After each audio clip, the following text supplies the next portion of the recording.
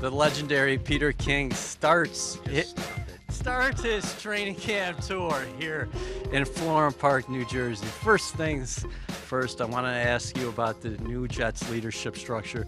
What do you think about the pairing of GM Joe Douglas and head coach Adam Gase? Joe Douglas was far and away one of the 5, 6, 7 most respected talent evaluators, who was available in the league. And in my opinion, I think it's a really good hire for the long term of the Jets. Now, again, I know that Gase and Douglas know each other, but they've never had to work together. They've never had to build a franchise. I think that you can tell especially from talking to Gase, that I think he likes where they are in a personnel sense now, and he likes their future because he thinks a lot of Douglas. Le'Veon Bell has averaged 126 yards from scrimmage throughout his career. He did not play last year, signs with the Jets in the offseason. How much can he help Darnold and this offense as a whole? Well, here's the way I look at Le'Veon Bell. The last time he played football was 18 months ago. When he played football that last time, he averaged 27 touches per game. I think if you asked Adam Gase what would he like, I think it would be something like that. Sam Darnold is going to need that security blanket in short and intermediate stuff. Who's better at that than Le'Veon Bell? Let's go to the opposite side of the ball. You're going to Baltimore next. The Jets in free agency took away one of their best defensive players, maybe their top defensive players, one of the great inside linebackers in all of football, and C.J. Mosley. Gase has said this guy's going to be a culture changer. What is he bringing to this team? One of the things that made C.J. Mosley so good in Baltimore is he had a really good defensive front in front of him. So they could occupy blocks, and he could be there to make plays. This might be better. It really reminds me of a team that, the rich got richer when they picked Quinnen Williams. And to me, I just think that is going to be the greatest thing for Mosley. We talked last year, and you had a brief conversation with Jamal Adams, and you came away thinking, wow, this guy's got it. What are his next steps in this league? I think he's going to be a top 5 NFL safety for the next 5 to 7 years because he can do everything, and he's very physical. So many good stories throughout the National Football League.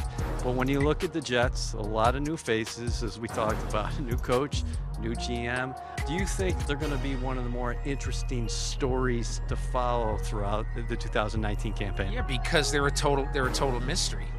Sam Darnold in year 2, what sort of progress does he make? You would think that he takes his place among the top 10, 12 quarterbacks. You would think, okay, but that's not guaranteed. You would think that Le'Veon Bell can give them what he gave the Steelers before he left off. You don't know where teams are going to attack the Jets on defense. You look at their defense and say, we got to spread this team out and go after their corners. But is that front going to make that a difficult task because of the pressure they will put on quarterbacks? And then off the field, how do Adam Gase and Joe Douglas mesh as the leadership team? Peter, you're always so generous with your time. It's great catching up as always. Thanks, Eric. Appreciate it. Welcome to the 2-Minute Drill. Olivia Landis with NFL Network's Kim Jones. Kim, the training camp is officially in for a few days. What individual or theme are you really keeping your eye on at this point? Well, one of them's the guy who's behind us right now, and that's Le'Veon Bell, because I think it's been a long time, maybe ever, since the Jets have had a weapon like that on offense. Certainly in terms of a running back, I have to believe the best since Curtis Martin, which is incredibly high praise. So Le'Veon's on that list. We just interviewed Sam Darnold, who I just feel like, and Adam Gase has said this, year 1 to year 2 for a quarterback can probably seem like 10 years. Sam just seems incredibly mature, veteran, and ready to go. So that's been fun too. Yesterday in Adam Gase's press conference, you kept asking about Sam Darnold and his communication with his teammates.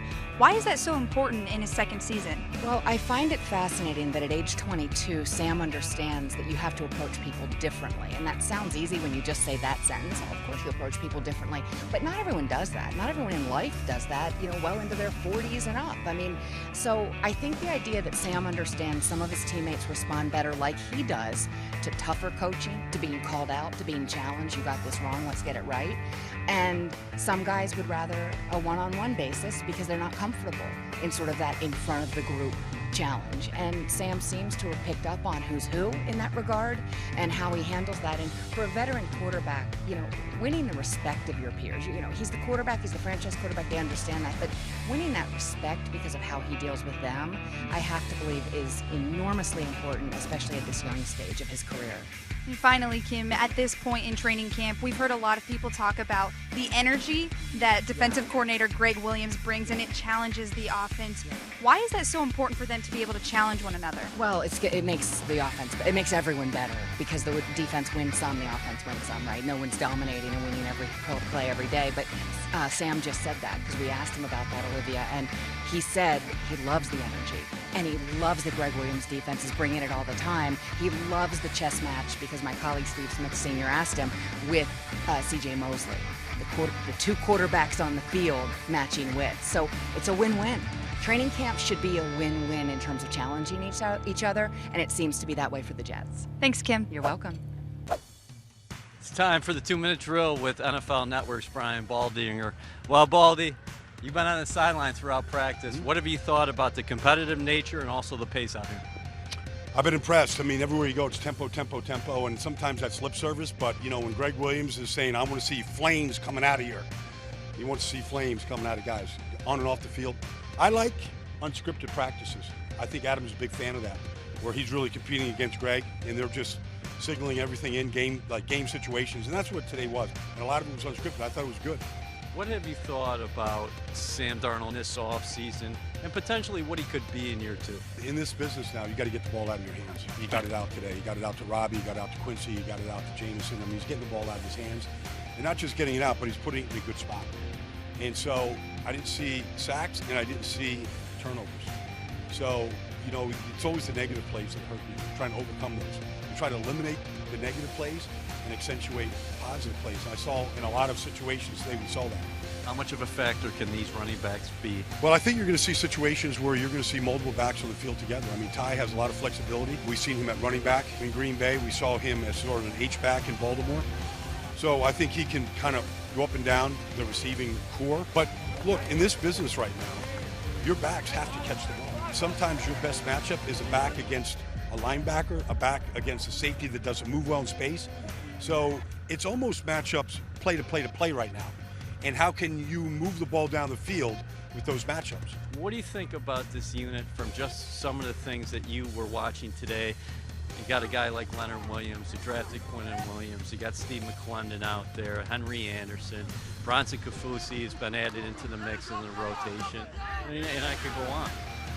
Well, you're going to play in a high-energy system. Greg's going to rotate guys, and so if you're rotating defensive linemen, you can't have a drop-off. You need to keep those guys fresh. You got to pace them during a game, especially in September, and you got to pace them during the season. We want meaningful games in December. In order to do that, you can't have guys playing 95% of the snaps. You're going to have to rotate them. And so that's part of the process right now. It's getting those guys in the mindset that there's not going to be any drop-off. Always good to see the Mad Backer here at Jets training camp. Bart, how much does C.J. Mosley have on his plate right now? New defense, Greg Williams, and him being the quarterback out there. When you think he's coming from Baltimore, where he was under Dean Pease, which was a complicated defense, attacking style 3-4 as well.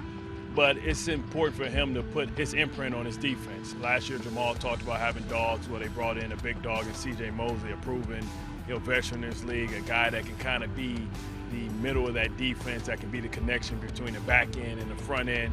So it's going to be important for him to learn his teammates, at a rapid pace so that he can learn that nonverbal communication so that he can figure out what his teammates' strengths are, what their weaknesses are, be able to feed off each other and read off each other without being able to communicate. Can you talk about the responsibilities of Mike linebacker? Because I don't think people totally comprehend everything it entails as far as pre-snap? It's the quarterback of the defense, so he's going to make the call. He's going to also make the checks as far as the coverages. If you're going in motion, changing formations, also if they shift or it's a certain set, he's responsible for making the adjustments to the defensive line, either telling somebody to go from a over defense to an under defense to an ed defense. He's going to make all those checks. Do you like the dynamic now with Jamal Adams entering his third year and they go out and get a Pro Bowl linebacker and C.J. Mosley? You got those two guys paired up together. I mean, it should be a good dynamic. I look at them a little bit as the odd couple like me and David was. They just play two different positions, but Jamal's in the box a lot, so they're going to have to be playing off of each other a lot, and they're going to have to get that chemistry and that trust. When you think about Jamal inserting into the box, you think about CJ being able to know that he can fast flow because Jamal's going to take the cutback, be it at a third level, player. But those are the type of communications you have when you have safety that's active in the box as much as Jamal is. How much of a handful can Le'Veon Bell be for opposing defenses? Well, he can be a handful. I mean, I was just watching the one-on-ones and I pulled one of the linebackers aside, and they have to understand who Le'Veon is. He's a crafty veteran that's been there, done that. He has breakaway speed, but he also is very shifty, and he's not given as much credit, I believe, as he deserves for being shifty, because when he first got in this league, he's a 230-pound back. Probably took off 10 pounds, 220-pound back, but he's still a big back. But he's able to run routes as a receiver.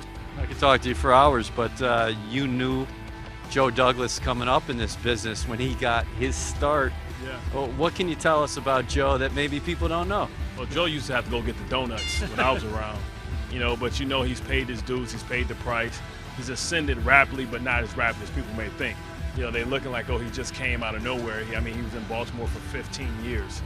So he's paid his dues, even though, he can fool you with his age. But he's got a little grit to him. He's learned underneath Eric DeCoste, Ozzie Newsome, and his experience in Chicago and his pivotal role in Philadelphia. I feel like he's got a lot of great influences and guys who kind of scope the way he look at the game. And he's made it his own, and he deserved the opportunity. Thanks, buddy. Good catching up.